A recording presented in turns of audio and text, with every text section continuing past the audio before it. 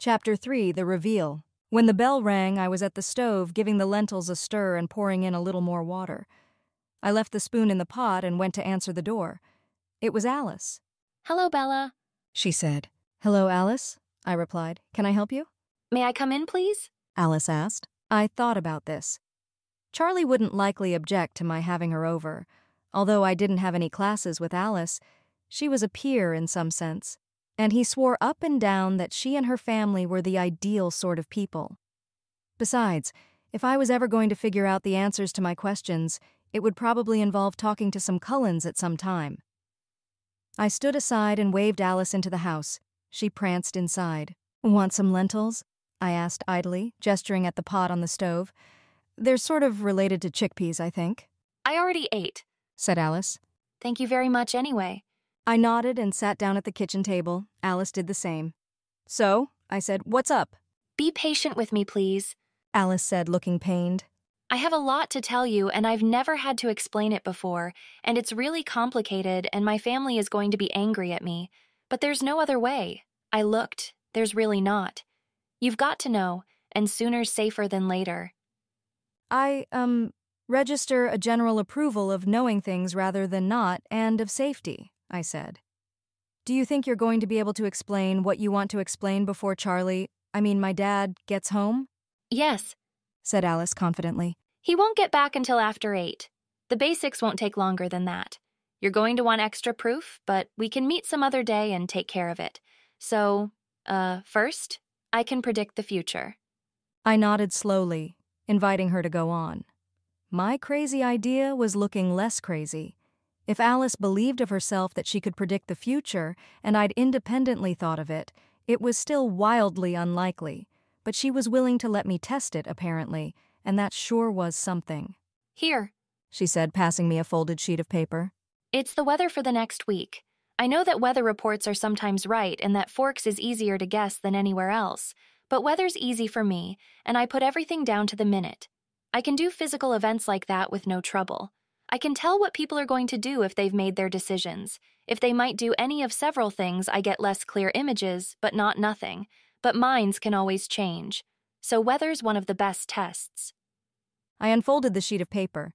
It specified heavy rain until 11:09 that evening, after which brief sleeting was called for, and then a subdued drizzle would dominate the night. She'd thrown in a rainbow for Thursday morning. I folded the paper back up. "Dice?" I proposed. "Cards would be better. How you shake the dice matters, but once you shuffle cards, they stay put," Alice said. "I can do better than chance with dice if you prefer them, though. Oh, but you have a dice cup. I can do perfectly with dice, too, that way." I got some of both from the cabinet under the stairs and offered Alice a sheet of paper. I shuffled the deck several times and she filled her page with predictions, writing rapidly and with perfect penmanship. Then I took the paper and flipped through each card in succession. She got them all right. I didn't bother repeating the cards right away. Time was limited and I already had more information than I could readily explain. Charlie indeed owned a dice cup, which Alice said would let her get all of the dice perfect as long as I hid the cubes under it for a moment after shaking them. She was right, 16 times in a row, at which point I swept the dice out of the way and planted my elbows on the table. "How do you do it?" I asked. "I honestly don't know," said Alice. "I've been able to as long as I could remember. I focus on people or things, and the possibilities show themselves in visions. No audio, but I'm okay at lip reading. They're not always very clear, and it gives me headaches to focus on really indecisive people." "As long as you can remember is how long?" I asked. "You're what, my age, a year older?" "I'm at least 100 years old," said Alice evenly, maintaining steady eye contact. "What? Wait, at least?" "I woke up in 1920 with no memories and looked about as old as I do now. I think I'm physically 19, but if I look old for my age, I mean the age I was when it happened, then I could have been born as late as 1905 or so," she said. "And when you woke up, you could see the future," I said. I wasn't sure if I was playing along or if I really bought the rest of the story along with her casino-busting tricks. But even if she were playing with me, outright lies were a change of pace from cryptic eccentricity. "Yes," she said. "I'm not. None of my family is human. But I'm the only one who can't remember being one. We're not sure what happened to me. I can't see the past the same way I can see the future. The rest of them know more about where they came from. And so you are a Vampire, said Alice, wincing a little. please don't freak out. I really don't think I want you to prove that to me, I began carefully.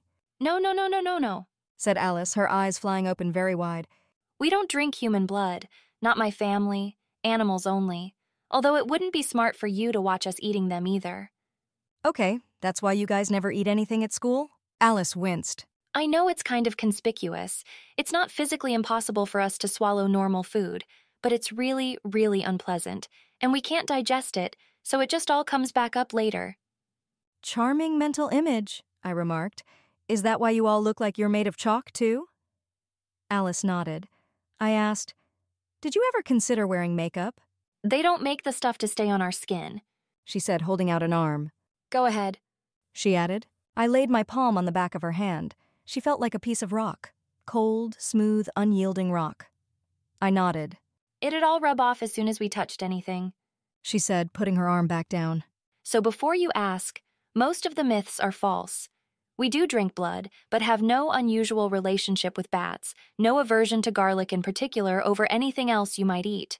Don't sleep in coffins, or at all actually, can't turn into smoke, and aren't harmed by sunlight. Although sunlight does make us kind of conspicuous, so we avoid going out in it in public.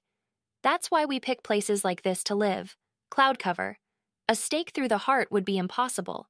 There's no way you could drive a piece of wood through my eye, let alone my rib cage. And decapitation's only an issue if we don't get everything reattached in a hurry.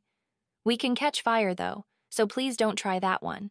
We are very fast, agile, and strong, and have very acute senses. Alice decided to illustrate this last sentence by getting up, jumping into the air and landing on one hand, which she used to support herself with no visible effort.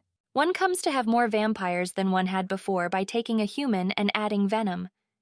Easiest way to get that is from a bite, but according to Carlyle, if I cried into an open wound, I could turn someone that way too. The process is not fun. I can't remember mine and wasn't there for any of the others, but I am told that it takes 3 days and is emphatically not fun. You can't undo it. Afterwards, we don't age. We have to move around a lot so people don't wonder about that too much. I stared at her. She pushed off the ground, did a little flip, and landed on her feet, then sat back in her chair. Questions? Did I actually summon you here by deciding to go to Charlie, or was that a coincidence? I asked. You summoned me, sort of, but please don't make too much of a habit of that, said Alice. When that firmed up, we all flew into a panic. It would be a huge problem if police started investigating us. We'd have to move, probably abroad for a while just to be safe, maybe split up. Is this all of you, or are you split up from some others now? I asked. This is all of our family. We have some friends up in Denali and a few acquaintances scattered around elsewhere, Alice said. I nodded. Why wouldn't it be a good idea for me to see you eat? Because when we hunt, we're not thinking very clearly, Alice explained. Humans smell a lot more appetizing than animals do. If we're hunting and a human wanders by, we might be able to pull back. I know Carlyle. Our father, Dr. Cullen, could at least, but there'd be more risk than there is just attending school with us. And attending school with you is how much risk, approximately? I asked. A little shiver ran up my back. With me, not much, Alice said soothingly. Or Rosalie or Emmett. Jasper has more trouble than most of us, but we look out for him. If I saw him losing it, I'd get him out of the building in plenty of time. She hadn't mentioned Edward. I looked at her pointedly. Edward is very controlled, Alice said. Normally, I wouldn't think he'd ever be a danger. Normally, I prompted. Alice winced.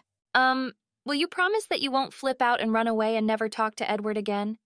I will promise no such thing, I exclaimed.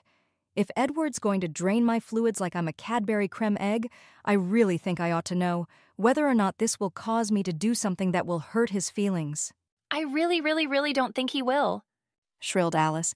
I don't see it, not anymore, but you're right, you should know. Humans smell very tasty, and some humans smell tastier than others to specific vampires.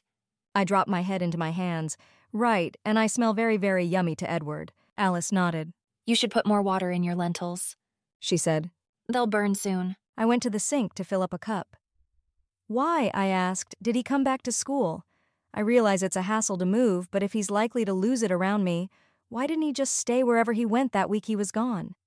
I think my life ought to be worth some hassle.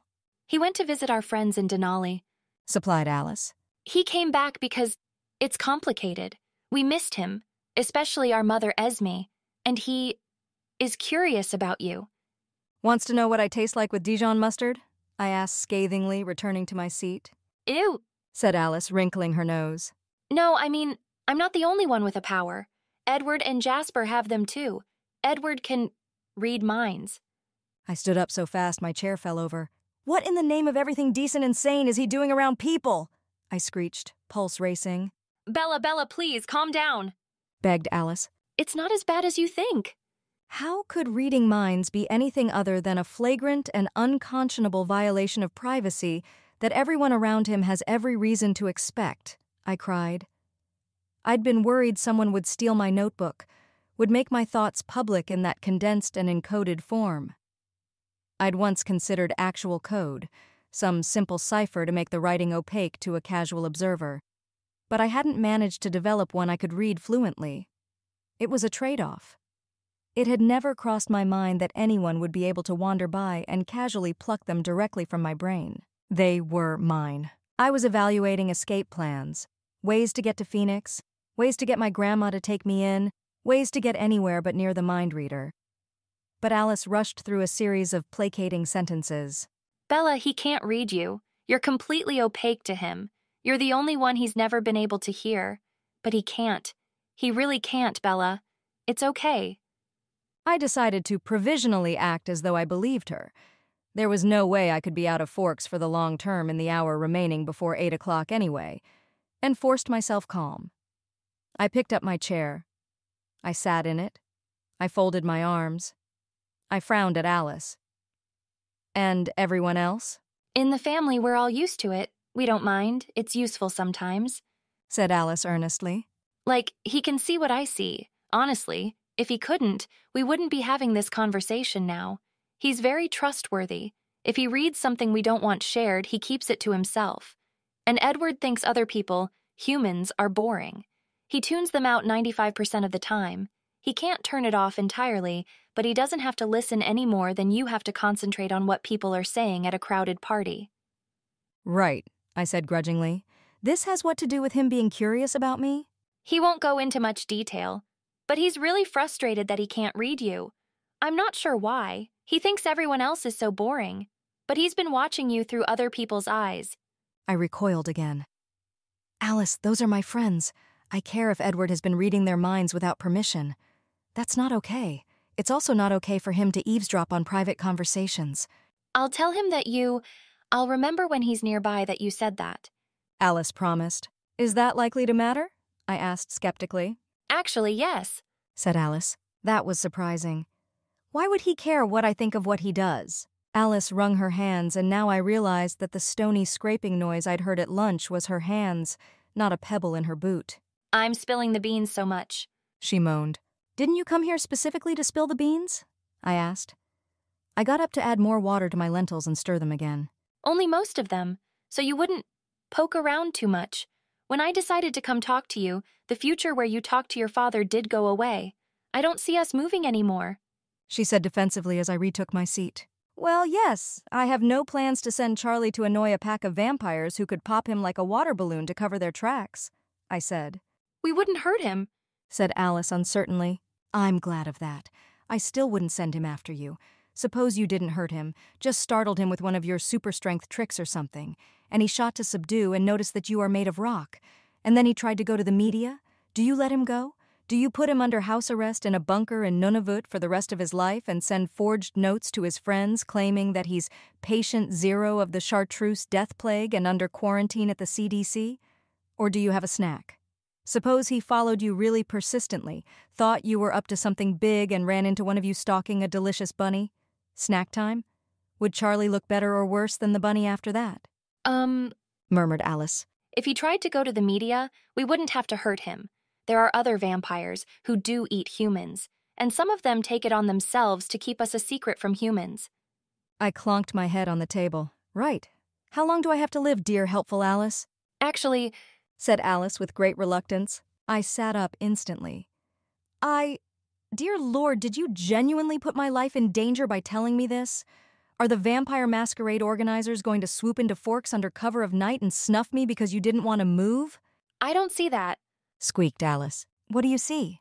You're going to be a vampire. She shrieked. I sat back. I blinked. Alice peered up at me through her eyelashes, looking 1,000 times more fragile than she really was. Well, I said, that's something. Turning as a get-in-on-the-secret free card? No awful death?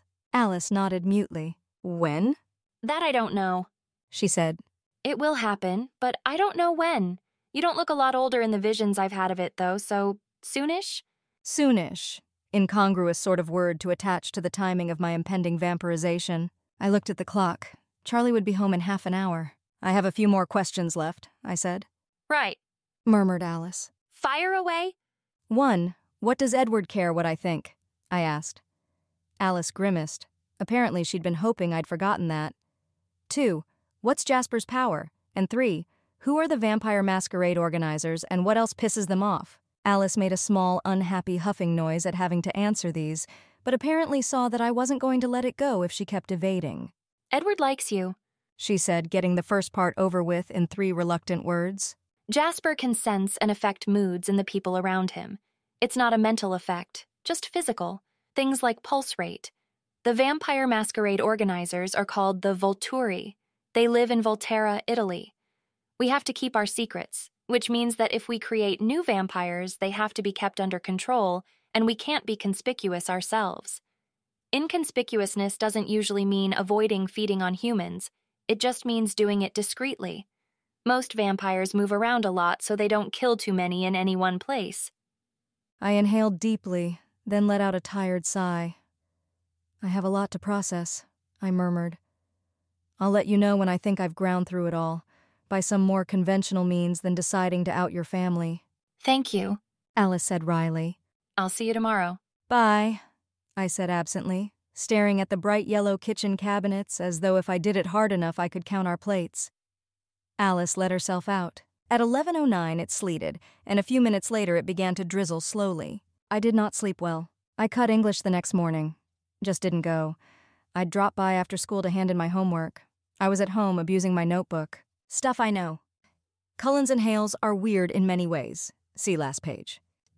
Alice exhibits freaky abilities consistent with telling the future.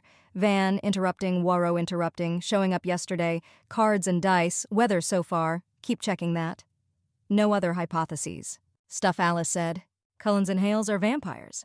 Vampires have superpowers, drink blood, are conspicuous in sun, are made out of humans, not fun, don't age. Some have extras. Alice can see the future, seen evidence of this. Edward reads minds, not mine. Jasper messes with physical components of mood, do not want. I am extra yummy smelling to Edward. Edward likes me, WTF. This sort of thing did not happen in Phoenix. Worth cutting Gov 2 to figure out general plan for this and Mike and Eric? Lots of vampires around. Most eat people. Cullens and Hales, and their friends didn't specify, don't. Bad idea to be around hunting vampires. Vampires sorta ruled, unclear on Gov system, by vampires called Volturi in Volterra, Italy. Volturi like secrets and kill to enforce rules.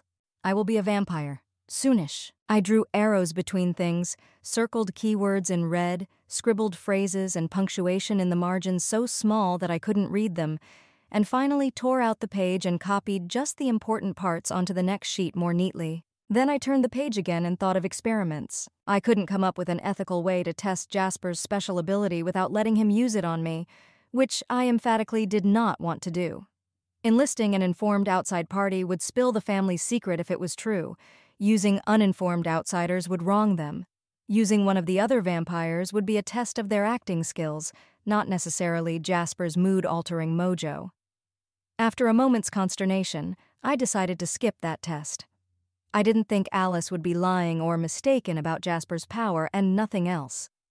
If my other results all pointed at, yep, magical vampires, I'd take the specific claim about Jasper as part of the package unless I discovered that there was some ulterior motive such that Alice might have chosen that particular supernatural claim to fabricate. For safety reasons, I also did not invent a test for the drink blood claim. I came up with some relatively inexpensive tests of several of the other statements. They would not be absolutely conclusive. I didn't expect to publish anything in a journal, though. I just wanted to be sure that I wasn't reading way into a few little quirks. 1. Get a vampire to pick up something very big. Maybe a fallen log from the woods or a boulder if one can be found. Fear damage to truck, not designed to be lifted. 2. Find a wide open space and a spot with a good view of it. Measure it. Get a vampire to beat the world sprinting record running it in plain sight.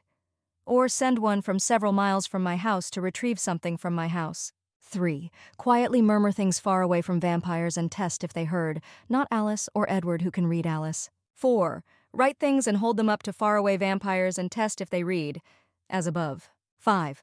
Find out Edward's range.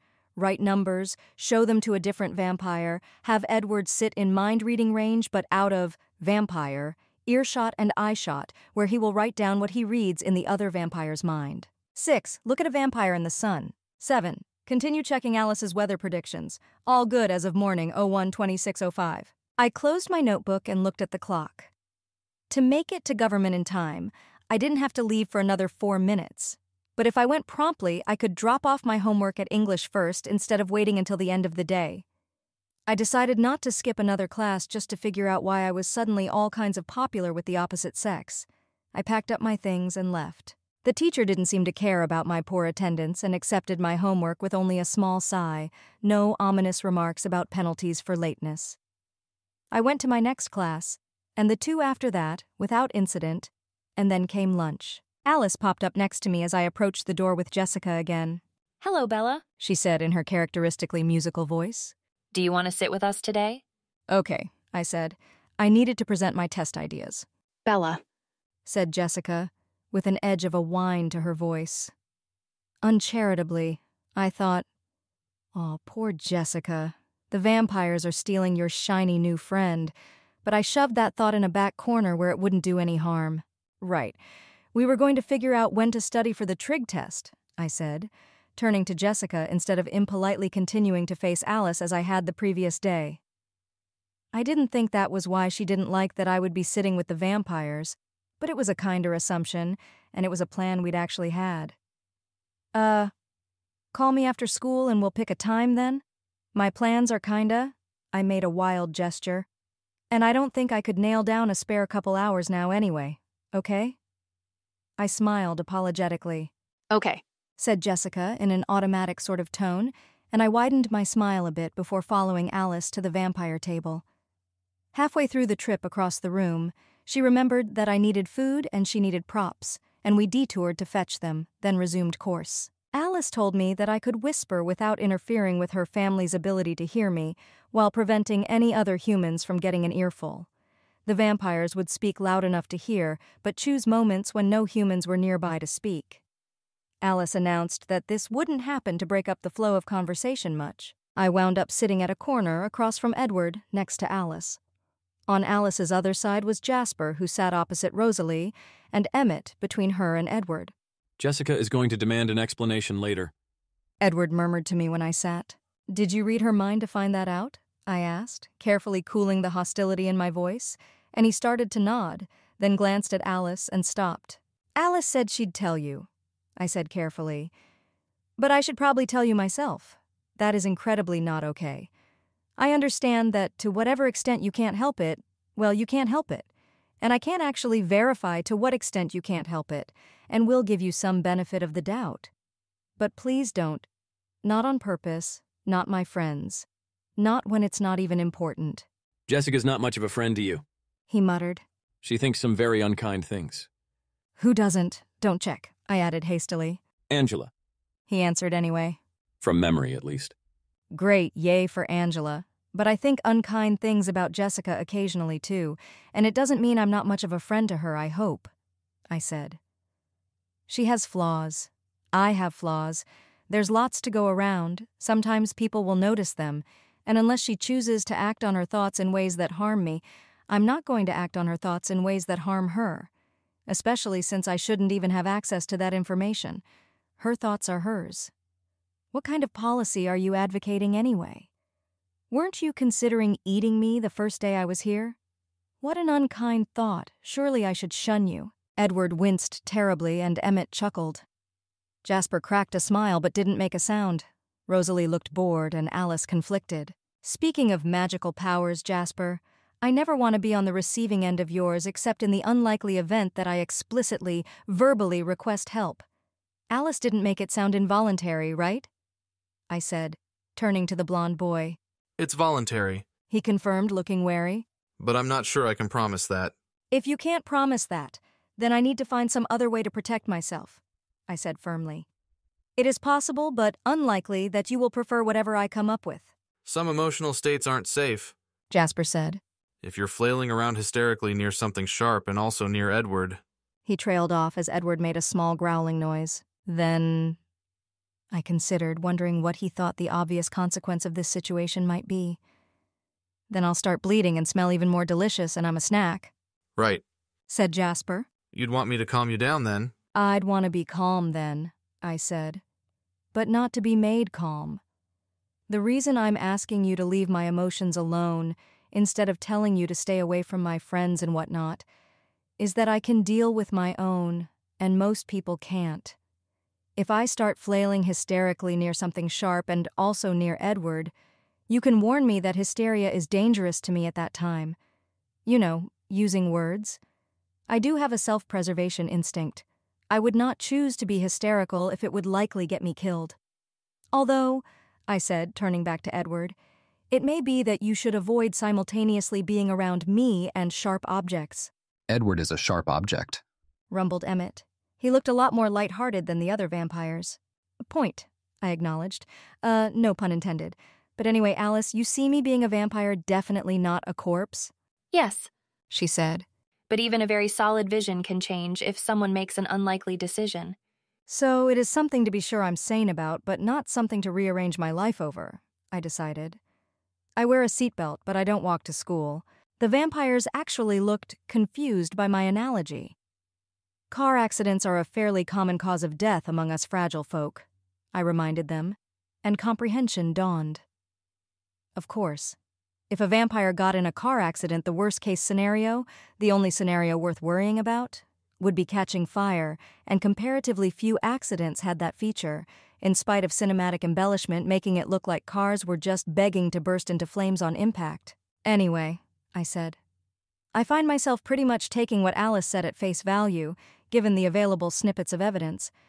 However, as she predicted, I would like a little more proof. I've got a list.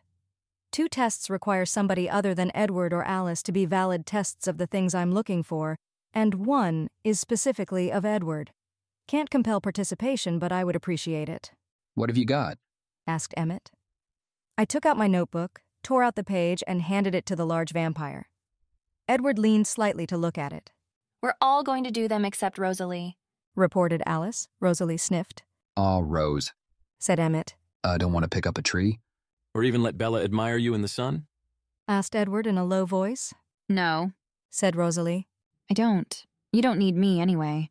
The 4 of you can satisfy her curiosity, doing whatever tricks she likes if that's how you want to spend your afternoon. And Carlisle and Esme, Added Alice. they'll be there, but not this afternoon. We're doing it Thursday. There'll be a little sun around 4 p.m. Rosalie snorted, and Emmett rolled his eyes.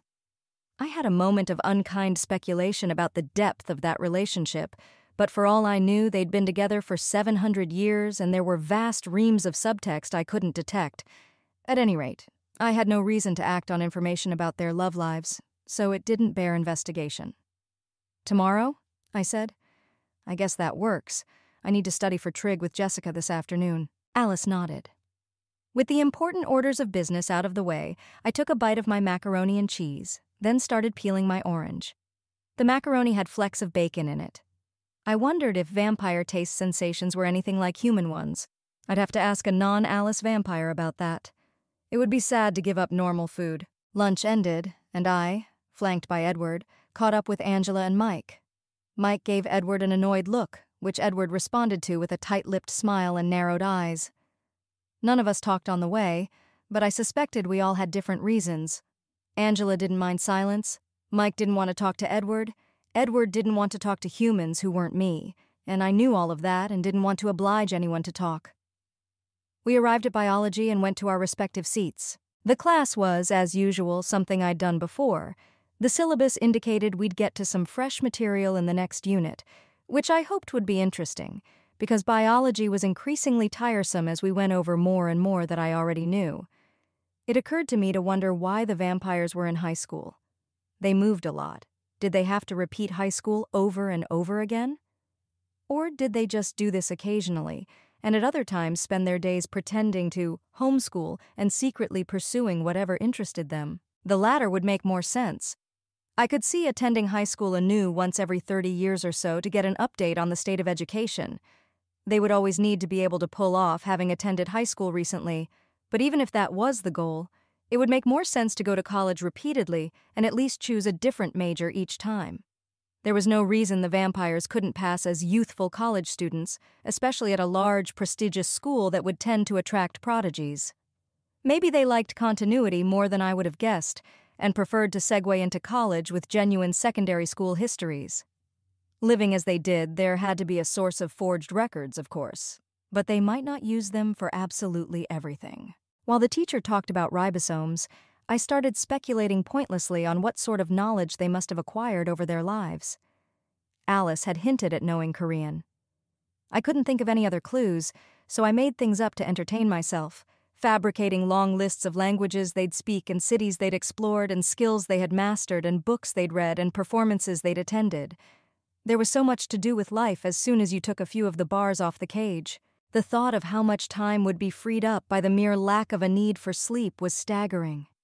Not only the time spent sleeping, but also the time preparing for sleep, waking up from sleep, ensuring the comfort of the place in which one might sleep, managing threats to the peaceful environment such that one might sleep, and dealing with the interruption to any long-term pursuits due to sleep. That, and there was little to no risk attached to anything they could do that didn't call for sunbathing. No reason not to skydive. I was warming up considerably to the idea of joining their ranks. 3 days of not fun, a loss of my love of bacon, and the introduction of a temptation to slurp up the fluids of those around me notwithstanding, I wanted immortality and real 24-hour days.